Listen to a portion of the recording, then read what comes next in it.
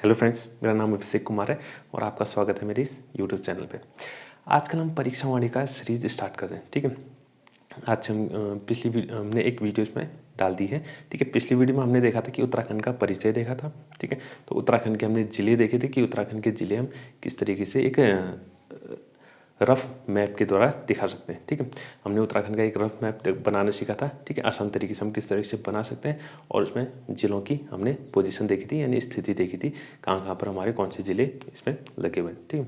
उसके बाद हमने देखा कि उत्तराखंड का गठन कब हुआ, ठीक है। और उत्तराखंड का जो राज्य विधेयक था, ठीक है, राज्य बिल, ठीक है, स्टेट बिल, वो लोकसभा, राज्यसभा और राष्ट्रपति से कब स्वीकृत हुआ, ठीक है। हमने वो सब देखा था पिछली वीडियो में, ठीक है। आज से हम क्या करेंगे, प्रॉपर परीक्षा वाणी को चैप्टर वाइज स्टार्ट करेंगे, ठीक है। और आज से जो है हमारी वीडियोस भी क्या आएंगी, डेली आएंगी, ओके। और हम कोशिश करेंगे कि इसको डिटेल में, जितना डिटेल में हो सके उतना डिटेल में पढ़ें, ठीक है। तो हमारा जो पहला चैप्टर है, ठीक है, पहला चैप्टर है परीक्षा वाणी का, वो है उत्तराखंड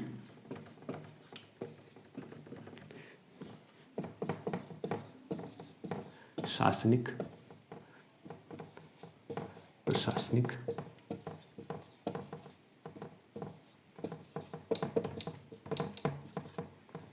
ढांचा, ओके। उत्तराखंड शासनिक प्रशासनिक ढांचा, ठीक है। तो इस चैप्टर में हम क्या पढ़ेंगे कि उत्तराखंड के शासन प्रशासन के बारे में पढ़ेंगे, ठीक है। लेकिन उससे पहले, ठीक है, उससे पहले शासन प्रशासन में आने से पहले हम, ठीक है, कुछ और चीज़ें देखेंगे उत्तराखंड के बारे में। तो पिछले वाली वीडियो में हमने देखा था कि उत्तराखंड कैसे बना, ठीक है, उत्तराखंड का गठन किस प्रकार से हुआ। तो जब भी कोई भी नया राज्य बनता है तो राज्य अपने लिए कुछ प्रतीक चिन्ह चुनता है, ठीक है। राज्य अपने लिए क्या चुनता है, कुछ प्रतीक चिन्ह चुनता है या सिंबल चुनता है, ठीक है, ताकि अपने राज्य को वो अलग से क्या कर सके, दर्शा सके, ठीक है। अपने राज्य की अलग पहचान के लिए वो अपने लिए क्या चुनता है, कुछ प्रतीक चिन्ह चुनता है, ठीक है। तो आज हम उन प्रतीक चिन्हों के बारे में पढ़ेंगे, ओके। तो सबसे पहले जो राज्य चिन्ह है हमारा, ठीक है, राज्य, जो हमारा राज्य चिन्ह है, जिसको हम इंग्लिश में कह सकते हैं स्टेट एम्बलम, ठीक है। स्टेट एम्बलम या राज्य चिन्ह, जो हमारा राज्य चिन्ह है वो क्या है, पहले हम वो देखते हैं, ठीक है। तो इसके बारे में ज़्यादा जानना जरूरी नहीं है, ठीक है। बस हमें पता होना चाहिए कि कैसा दिखता है और उसके अंदर जो जो जो चीज़ें इस्तेमाल की गई हैं वो कहाँ से आई हैं और वो किस चीज़ को दर्शाती हैं, हमें ये पता होना चाहिए, ठीक है। तो राज्य चिन्ह क्या है हमारे पास, एक गोल आकृति है, ठीक है, एक गोल का आकृति है, यानी कि एक सर्कल है हमारे पास, और सर्कल के अंदर क्या है,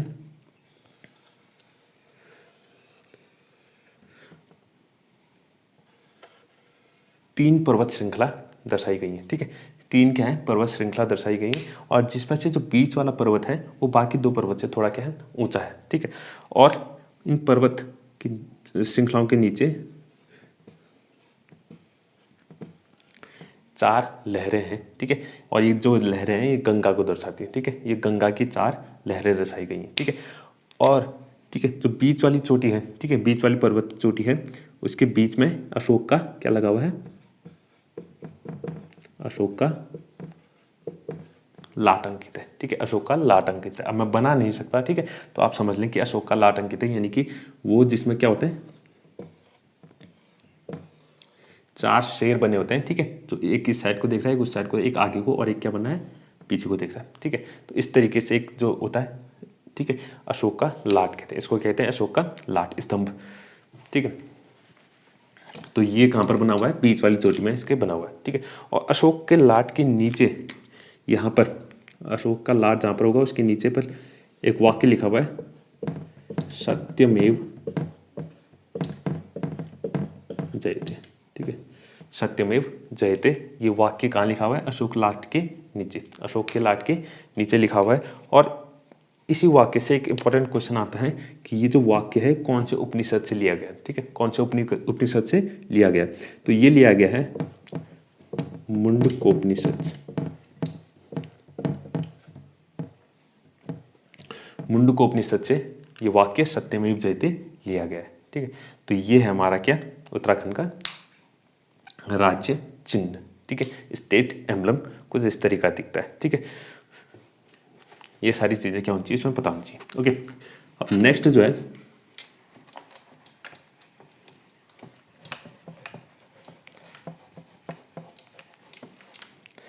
राज्य पुष्प। ठीक है, अब नेक्स्ट पार्ट देखते हैं। नेक्स्ट प्रतीक राज्य पुष्प, स्टेट फ्लावर। ठीक है, स्टेट फ्लावर हमारा राज्य पुष्प क्या है, तो हमारा राज्य पुष्प है, उसका नाम है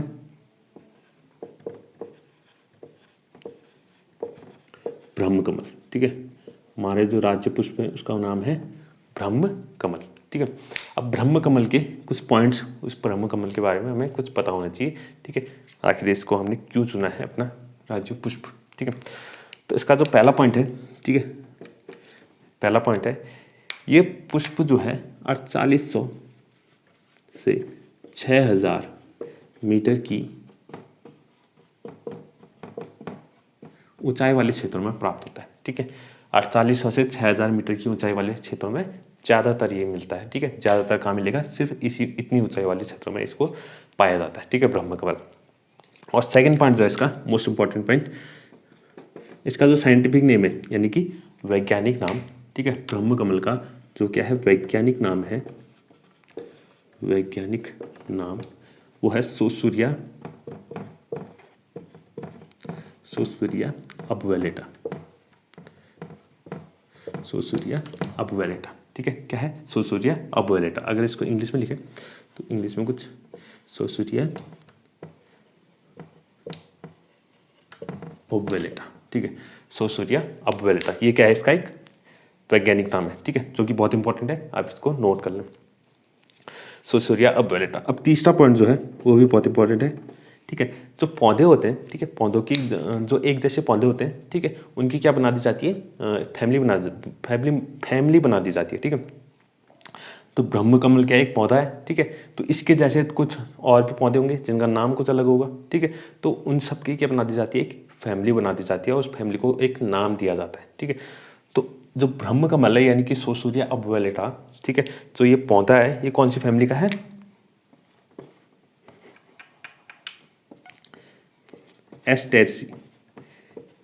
एस्टेरेसी कुल। ठीक है, कुल या फैमिली, हिंदी में इसको कुल कहेंगे, एस्टेरेसी कुल का पौधा है। ठीक है, एस्टेरेसी कुल का क्या है, पौधा है ब्रह्म कमल। ठीक है, कौन से कुल का, कौन सी फैमिली का है, एस्टेरेसी कुल का पौधा है। ओके, तीसरा पॉइंट। और चौथा पॉइंट, ठीक है, चौथा पॉइंट है इसके जो पुष्प होते हैं, इसके जो पुष्प होते हैं वो कैसे रंग के होते हैं, बैंगनी रंग के। ठीक है, बैंगनी रंग के पुष्प। ठीक है, इसके जो पुष्प होते हैं कैसे रंग के होते हैं, बैंगनी रंग के इसके पुष्प होते हैं। ओके, तो आप इसको नोट कर लें। ठीक है, इसके कुछ पॉइंट्स हैं, और भी ज़्यादा और भी कुछ है इसके आगे पॉइंट।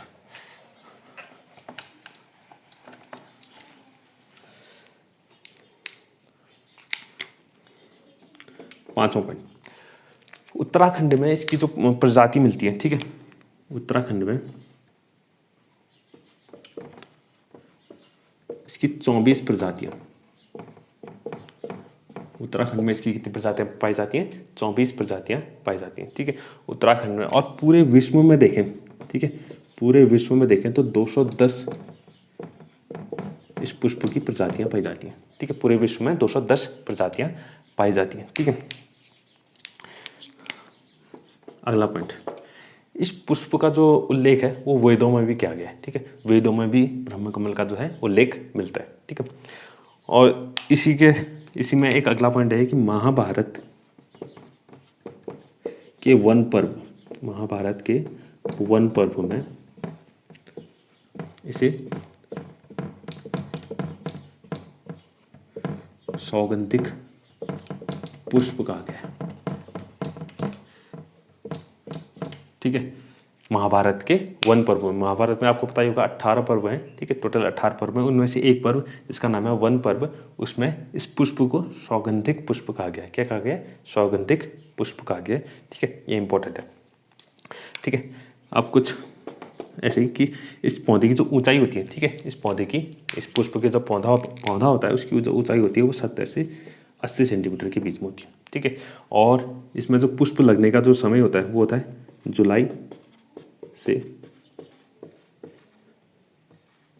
सितंबर के बीच, ठीक है, जुलाई से सितंबर के बीच, ठीक है, इसमें इस पौधे में पुष्प खिले रहते हैं, ठीक है। तो ये कुछ थी ब्रह्म कमल के पॉइंट्स, और ये हमारा राज्य पुष्प है, ठीक है, और इसके रिलेटेड ये सारे क्या थे, इसके पॉइंट्स थे। ओके, अब आते हैं नेक्स्ट, जो हमारा राज्य चिन्ह है, राज्य प्रतीक है, वो है राज्य पक्षी, ठीक है, राज्य पक्षी, ठीक है, राज्य पक्षी यानी कि स्टेट बर्ड, ठीक है। हमारा स्टेट बर्ड क्या है? हमारा स्टेट बर्ड है, उसका नाम है मोनाल। क्या है? मोनाल। जिसका हिमालय का मयूर,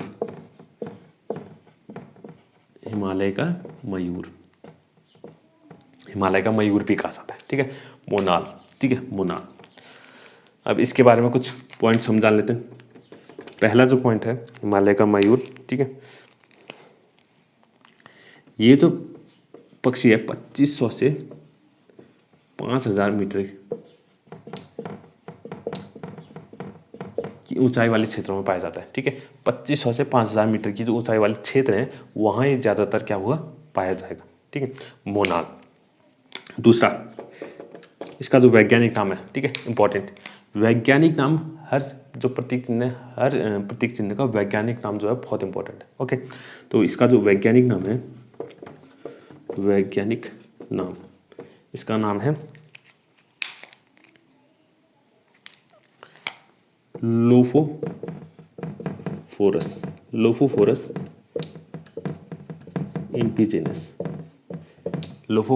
इम्पीजेनस। इसका क्या है? साइंटिफिक नेम या वैज्ञानिक नाम है। अगर इसको इंग्लिश में लिखें, लोफोफोरस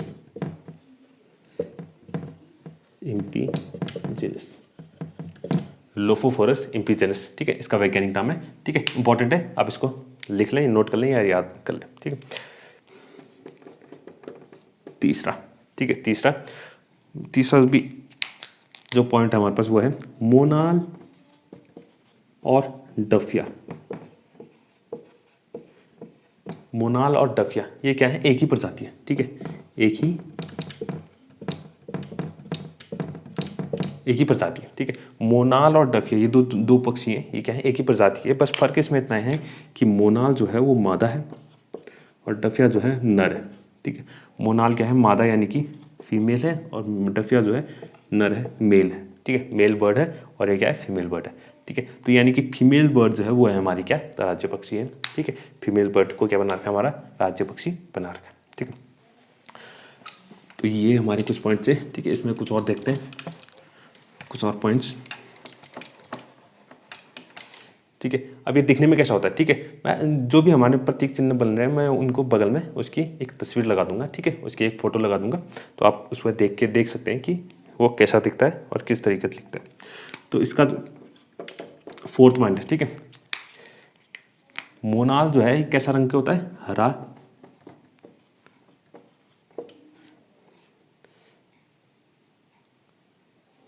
काला, नीला, ठीक है, ठीक है, आदि। इस सारे रंगों का क्या होता है? मिश्रण होता है। सारे रंगों का क्या होता है?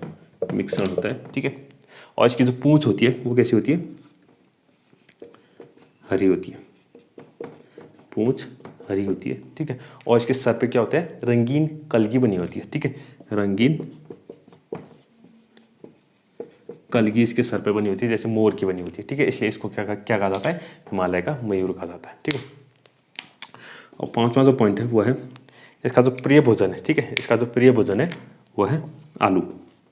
इसका जो प्रिय भोजन है वो है आलू, ठीक है। आलू क्या होता है? इसका प्रिय भोजन होता है, ठीक है। और इसमें जो नेक्स्ट पॉइंट है, ठीक है, उसको आप ऐसे नोट कर लें कि ये जो पक्षी है राज्य पक्षी हमारा मोरनाल, ठीक है, ये घोंसला नहीं बनाता, ठीक है, अपने लिए क्या बनाता, क्या नहीं बनाता, घोंसला नहीं बनाता है। या तो ये पेड़ के किसी छिद्र में रहता है, ठीक है, कोई बड़ा सा पेड़ है उसमें जो छेद हुआ है, ठीक है, उसमें रहता है, ठीक है, या तो कोई बड़ी सी चट्टान है उसके नीचे ये रहता है, ठीक है, अपने लिए क्या नहीं बनाता, घोंसला नहीं बनाता, ठीक है, ये इसी तरीके से रहता है, ठीक है। और ठीक है,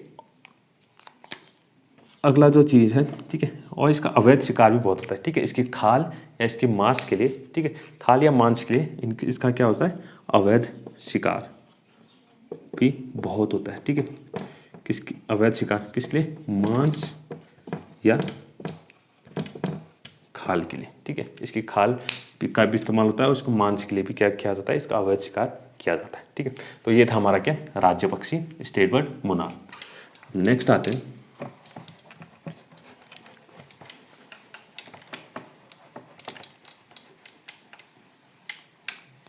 नेक्स्ट हमारे पास राज्य पशु।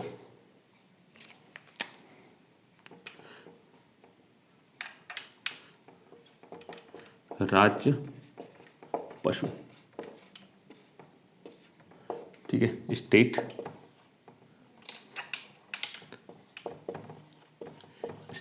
Animal, state animal, okay. तो हमारा जो राज्य का स्टेट एनिमल यानी कि राज्य पशु है वो है कस्तूरी मृग, कस्तूरी मृग, जिसको हिमालयन मस्क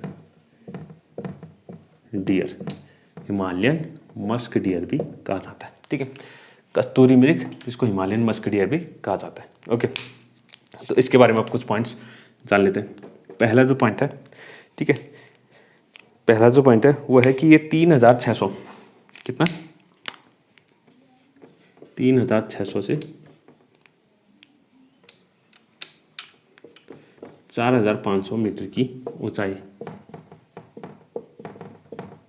वाले क्षेत्रों में ज़्यादातर पाया जाता है, ठीक है, यानी 3600 से 4500 वाली मीटर की जो ऊंचाई वाले क्षेत्र होंगे वहाँ पर ही क्या होगा, ज़्यादातर इसको पाया जाएगा, ठीक है। और सेकंड पॉइंट, इसका वैज्ञानिक नाम फिर से इम्पोर्टेंट, ठीक है, इसका वैज्ञानिक नाम यानी कि साइंटिफिक नेम, इसका वैज्ञानिक नाम जो होता है वो होता है मास्कस काइसुगोस्टर, मास्कस काइसुगोस्टर, ठीक है, मास्कस काइसुगोस्टर। अगर इंग्लिश में लिखें तो इसको लिखेंगे मास्कस काइसुगोस्टर,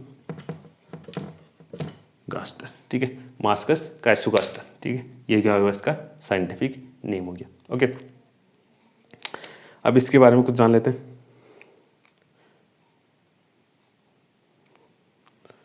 ठीक है। तीसरा, अब ये दिखने में कैसा होता है, ठीक है, इसकी भी एक तस्वीर में लगा दूंगा यहाँ पर बगल में। इसका रंग जो होता है वो भूरा होता है, रंग क्या होता है, भूरा होता है, जिसमें काले पीले धब्बे होते हैं, ठीक है, काले पीले क्या होते हैं, धब्बे उसमें बने होते हैं, काले पीले धब्बे बने होते हैं, ओके। नेक्स्ट जो पॉइंट है इसमें वो ये है कि इसमें जो है सेल्फ डिफेंस के लिए यानी आत्मरक्षा के लिए बड़े बड़े सींग नहीं होते, ठीक है। इस डियर में क्या होता है या इस कस्तूरी मृग में, ठीक है, सींग नहीं होते, बल्कि अपने आत्मसुरक्षा के लिए इनके दांत जो होते हैं बड़े बाहर को निकले होते हैं, बड़े दांत क्या निकले होते हैं, बाहर को निकले होते हैं, दांत बाहर निकले, ठीक है, बाहर निकले हुए, दांत जो होते हैं बाहर निकले होते हैं, जैसे बड़े बड़े दांत मुंह से क्या निकले होते हैं, बाहर को निकले होते हैं, ठीक है। और इसकी जो खास बात है वो ये है कि जो कस्तूरी होती है, ये जो कस्तूरी होती है, ठीक है, जिसकी बात हम कर रहे हैं, जिसके लिए इसको कस्तूरी मृग भी कहा जाता है, ठीक है, ये कस्तूरी मृग जो होता है सिर्फ नर मृग में से मिलती है, ठीक है, कस्तूरी मृग जो है वो सिर्फ कहाँ मिलती है, नर मृग में से मिलती है, ठीक है, नर मृग में से क्या मिलती है, कस्तूरी पाई जाती है, ठीक है, सिर्फ नर मृग में क्या होती है, कस्तूरी पाई जाती है, ठीक है। तो हम इतना कस्तूरी बोल रहे हैं, ठीक है, आखिर ये कस्तूरी है क्या, ठीक है, पहले इसके बारे में थोड़ा जानते हैं, आखिर कस्तूरी जो है वो है क्या। ठीक है। तो नेक्स्ट हेडिंग लिखते हैं कस्तूरी, ठीक है। आखिर ये कस्तूरी है क्या, ठीक है। ये कस्तूरी जो है एक रसायन है, एक केमिकल है, ठीक है। एक केमिकल है, ठीक है, इसको हिंदी में रसायन कह सकते हैं। एक रसायन है, एक गाढ़ा क्या होता है जी, द्रव, गाढ़ा द्रव के रूप में होता है, यानी लिक्विड के रूप में, ठीक है। एक बहुत ही गाढ़ा क्या होता है, लिक्विड या द्रव होता है, ठीक है, चूँकि बहुत सारी बीमारियों, बड़ी बड़ी बीमारियों के दवा बनाने में काम आता है, ठीक है। बहुत सारी बड़ी बड़ी बीमारियों की दवा बनाने में काम आता है, जैसे कि दमा, हृदय रोग, टाइफाइड, निमोनिया आदि, ठीक है। ऐसी बहुत सारी बीमारियां हैं जिनकी दवाई बनाने में क्या होता है, काम आता है, ठीक है। इस कस्तूरी जो है ये बहुत क्या होती है, महंगी भी होती है, ठीक है। एक मृग से, ठीक है, एक मृग से, ठीक है, 30 से 35 ग्राम, 30 से 35 ग्राम कस्तूरी एक बार में निकाली जा सकती है, ठीक है। एक बार में कितनी कस्तूरी निकाली जा सकती है, 30 से 35 ग्राम एक मृग में से निकाली जा सकती है, ठीक है। और ये जो कस्तूरी है ये 3-3 साल के अंतराल में, 3-3 साल के अंतराल में निकाली जा सकती है, ठीक है। और ये बहुत महंगी बिकती है, ठीक है, बहुत ज़्यादा महंगी बिकती है। इसलिए इस कस्तूरी को निकालने के लिए इस कस्तूरी मृग का जो होता है अवैध शिकार बहुत ज़्यादा होता है, ठीक है। अवैध शिकार भी क्या होता है इसका, बहुत ज़्यादा होता है। अब ये जो है कस्तूरी सिर्फ नर मृग में मिलती है, ठीक है। कस्तूरी जो है सिर्फ नर मृग में मिलती है, तो इसलिए नर मृग का जो है अवैध शिकार ज़्यादा होता है। तो इसी वजह से इनका क्या होता है, लिंग अनुपात, इनका लिंग अनुपात भी बहुत घट रहा है, ठीक है। क्योंकि नर मृग का जो अवैध शिकार बहुत ज़्यादा हो रहा है और मादा, तो उस मादाओं की संख्या क्या होती जा रही है, बढ़ते जा रही है। तो इस वजह से लिंग अनुपात क्या हो रहा है, इनका बहुत ज़्यादा घट रहा है, ठीक है। अब इनका जब इतना अवैध शिकार हो रहा है तो सरकार क्या कर रही है, इनको संरक्षित करने के लिए, इनका संरक्षण करने के लिए कुछ प्रयास कर रही है, ठीक है। तो 1972 में ही, 1972 से प्रयास चालू है, ठीक है। तो 1972 में, ठीक है, सबसे पहले 1972 में, क्योंकि तब उत्तराखंड राज्य का गठन तो हुआ नहीं था, ठीक है, तब हम क्या थे, उत्तर प्रदेश का एक हिस्सा थे, ठीक है। तो 1972 में उत्तर प्रदेश की सरकार ने चमोली में, कहाँ, चमोली में, ठीक है, एक कस्तूरी मृग विहार की स्थापना की। क्या की, कस्तूरी मृग विहार की क्या की स्थापना की, कस्तूरी मृग विहार की क्या की स्थापना की, कहाँ, चमोली में 1972 में, ठीक है। सबसे पहला प्रयास ये किया गया था इनको संरक्षित करने के लिए, ठीक है। 1972 में कस्तूरी मृग विहार की स्थापना की गई चमोली में, ठीक है। उसके बाद 1977 में, 1977 में, ठीक है, 1977 में मेहरुड़ी कस्तूरी मृग अनुसंधान, मेहरुड़ी कस्तूरी मृग अनुसंधान केंद्र की स्थापना की गई, ठीक है। मेहरुड़ी कस्तूरी मृग अनुसंधान केंद्र की स्थापना की गई, जो कि इस वक्त, ठीक है, जो कि इस वक्त कहाँ स्थित है, बागेश्वर में स्थित है, ठीक है। ये जो जगह है केंद्र, ये कहाँ स्थित है, बागेश्वर में, क्योंकि बागेश्वर उस वक्त बना नहीं था, ठीक है। तो उस वक्त नहीं कह सकते कि बागेश्वर में बना था, लेकिन इस वक्त अब ये कहाँ है, बागेश्वर स्थित है, ठीक है। 1977 में क्या बना, कस्तूरी मृग अनुसंधान केंद्र मेहरुड़ी, ठीक है। इसके बाद 1986 1986 में अस्कोट अभ्यारण्य की स्थापना की गई। अस्कोट अभ्यारण्य की स्थापना की गई, कहाँ, पिथौरागढ़ में, ठीक है। अस्कोट अभ्यारण्य की स्थापना की गई, कहाँ, पिथौरागढ़ में, ठीक है। इसके बाद 1982 में 1982 में, ठीक है, 1982 में चमोली में, ठीक है, चमोली के भी एक कांचुला खर्क में, ठीक है, चमोली के कांचुला खर्क में कस्तूरी मृग प्रजनन एवं संरक्षण केंद्र, ठीक है। कस्तूरी मृग प्रजनन एवं संरक्षण केंद्र की स्थापना की गई कहाँ? चमोली में। और चमोली में भी कहाँ? कांचुला खर्क में, ठीक है। चमोली के कांचुला खर्क में कस्तूरी मृग प्रजनन एवं संरक्षण केंद्र की स्थापना की गई, ठीक है। तो ये कुछ प्रयास किए गए सरकार द्वारा, ठीक है, हमारे राज्य पशु यानी कि कस्तूरी मृग को संरक्षण देने के लिए, ठीक है। तो ये था हमारा राज्य पशु। अब नेक्स्ट आते हैं हमारे पास राज्य वृक्ष। राज्य वृक्ष यानी कि स्टेट ट्री, ठीक है। तो हमारा जो स्टेट ट्री है, राज्य वृक्ष, स्टेट ट्री, ठीक है। तो हमारा राज्य वृक्ष है, उसका नाम है बुरांश। क्या है? बुरांश, ठीक है। राज्य वृक्ष का नाम क्या है हमारे पास? बुरांश है, ठीक है। अब बुरांश के बारे में कुछ जानते हैं, ठीक है। सबसे पहले इसका वैज्ञानिक नाम जानते हैं। वैज्ञानिक नाम यानी साइंटिफिक नेम, तो इसका जो वैज्ञानिक नाम है वो है रोडोडेंड्रोन अर्बोरियम।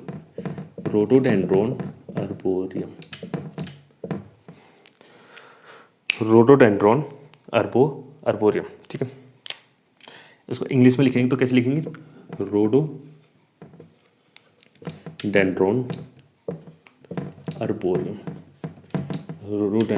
अर्बोरियम, ठीक है। इंपॉर्टेंट है, फिर से वैज्ञानिक नाम, ठीक है। रोडोडेंड्रोन अर्बोरियम, ठीक है। ये है इसका क्या? साइंटिफिक नेम या वैज्ञानिक नाम। और दूसरा तो इसकी खास बात है बुरांश की कि ये शुद्ध पर्वतीय वृक्ष है। कैसा है? पर्वतीय वृक्ष है, जिसको मैदानी क्षेत्र में नहीं उगाया जा सकता। मैदानी क्षेत्र में इसको बिल्कुल उगाया ही नहीं जा सकता, ठीक है। ये सिर्फ पर्वतीय वृक्ष है जो कि सिर्फ पर्वतों में या पहाड़ों में उगाया जा सकता है। ओके, तीसरा, ठीक है। अब बुरांश के वृक्ष में क्या आते हैं? पुष्प आते हैं, ठीक है। बुरांश के वृक्ष में जो पुष्प होते हैं, ठीक है, अगर 1500 से 4000 मीटर की ऊंचाई में, ठीक है, 1500 से 4000 मीटर की ऊंचाई तक जो बुरांश का वृक्ष होता है उसमें पुष्प कैसे होते हैं? चटक लाल। उसके जो पुष्प का रंग होता है वो कैसा होता है? चटक लाल, ठीक है। अब जैसी ऊंचाई बढ़ती जाती है, जैसी ऊंचाई बढ़ती जाएगी इसका रंग क्या होता जाएगा? हल्का होते जाएगा, ठीक है, हल्का होते जाएगा। इनके पुष्प, जो बुरांश का वृक्ष है उसके पुष्प का जो रंग है वो सबसे पहले कैसा होता है? चटक लाल, 1500 से 4000 मीटर की ऊंचाई तक। उसके बाद कैसा हो जाता है?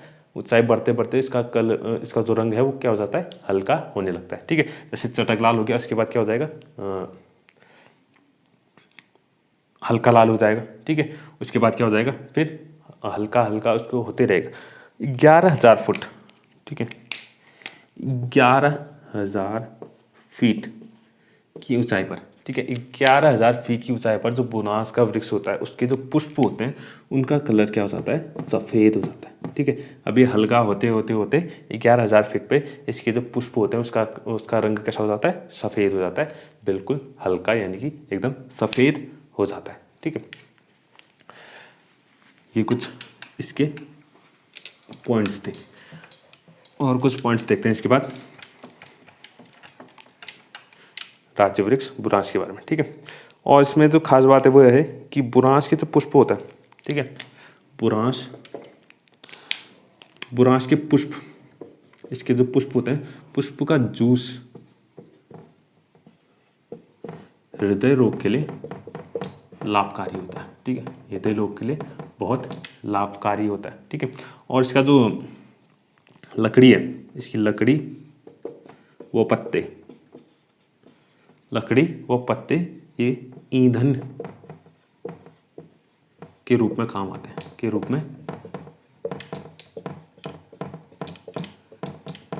ईंधन के रूप में क्या आ रहे हैं? काम आते हैं, ठीक है। इसकी लकड़ी और इसके पत्ते क्या होते हैं? ईंधन के रूप में काम आते हैं, ठीक है। तब ईंधन के रूप में काम आते हैं तो इसलिए इनका अवैध कटान भी ज़्यादा होता है, ठीक है। अवैध कटान भी बहुत होता है। ओके, तो इनका अवैध कटान भी क्या होता है, बहुत ज़्यादा होता है, क्योंकि इनकी जो लकड़ी और पत्ते होते हैं इससे ईंधन का प्रयोग किया जाता है। ठीक है, ईंधन के प्रयोग में अब अवैध कटान इसका बहुत होता है, तो इसलिए क्या क्या किया है, इसको संरक्षित वृक्ष घोषित किया गया। ठीक है, घोषित किया गया है, इसको संरक्षित वृक्ष घोषित किया गया। ठीक है, तो ये थे हमारा क्या, राज्य वृक्ष। ठीक है, पुराण से। अब नेक्स्ट आते हैं कुछ और प्रतीक चिन्ह जो हाल में ही बने हैं। ठीक है, उन प्रतीक चिन्हों के बारे में पढ़ते हैं। ठीक है, तो हमारा जो राज्य तितली है, ठीक है, नेक्स्ट राज्य तितली यानी स्टेट बटरफ्लाई। ठीक है, स्टेट जो बटरफ्लाई है उसका नाम है हमारे पास कॉमन पीकॉक। क्या है, कॉमन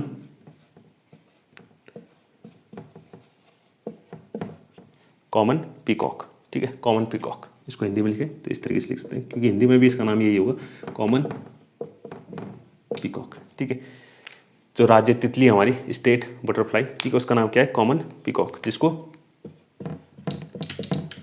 2016 में घोषित किया गया। ठीक है, यानी 2016 में कॉमन पीकॉक को हमारा क्या बनाया गया, राज्य तितली बनाया गया। ओके, नेक्स्ट जो है हमारे पास वो है राज्य खेल। राज्य खेल, स्टेट स्पोर्ट्स। ठीक है, जो हमारा स्टेट स्पोर्ट है वो है फुटबॉल। ठीक है, क्या है, फुटबॉल। ठीक है, स्टेट स्पोर्ट क्या है हमारे पास, फुटबॉल है, जिसको 2011 में घोषित किया गया। क्या क्या, 2011 में इसको स्टेट स्पोर्ट हमें घोषित किया गया, किसको, फुटबॉल को राज्य खेल बनाया गया। ठीक है, नेक्स्ट अगला जो है हमारे पास वो है राज्य वाद्य। राज्य वाद्य यंत्र यानी स्टेट इंस्ट्रूमेंट। ठीक है, जो बजाने वाले यंत्र होते हैं, इंस्ट्रूमेंट होते हैं, उनमें से जो राज्य वाद्य है वो है हमारा क्या, ढोल। क्या है हमारे पास, ढोल है, जिसको 2015 में इसको राज्य वाद्य घोषित किया गया। ठीक है, राज्य वाद्य घोषित किया गया। ठीक है, ठीक है, एक दो और देखते हैं।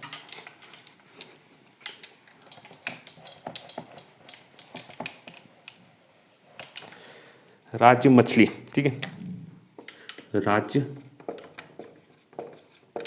मछली। ठीक है, हमारे राज्य की जो मछली है उसका नाम है गोल्डन महसीर। गोल्डन महसीर, जिसको 2001 में घोषित किया गया। ठीक है, तो 2001 में राज्य मछली किसको घोषित किया गया, गोल्डन महसीर को। गोल्डन महसीर को 2001 में राज्य मछली बनाया गया। ओके, अब लास्ट जो आखिरी है वो है राज्य गीत। हमारा जो राज्य का गीत है वो क्या है, उत्तराखंड देवभूमि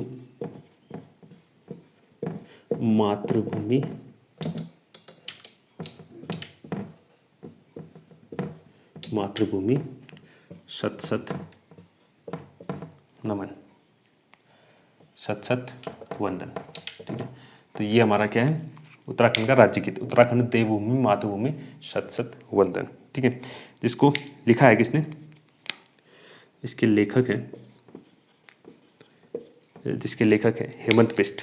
ठीक है, जिसके लेखक हैं हेमंत बिष्ट, और जिसको गाया है गीतकार इसके, ठीक है, गायक जिसको गाया है नरेंद्र सिंह नेगी ने। ठीक है, किसने, नरेंद्र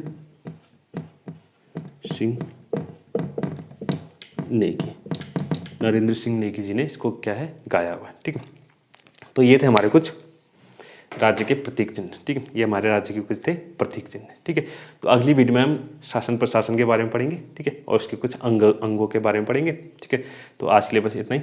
बाकी अगर आपको कुछ भी इसमें परेशानी हो, ठीक है, तो आप कमेंट कर सकते हैं, और अगर आपको वीडियो पसंद आई हो तो प्लीज़ लाइक करें और सब्सक्राइब करें। Thank you.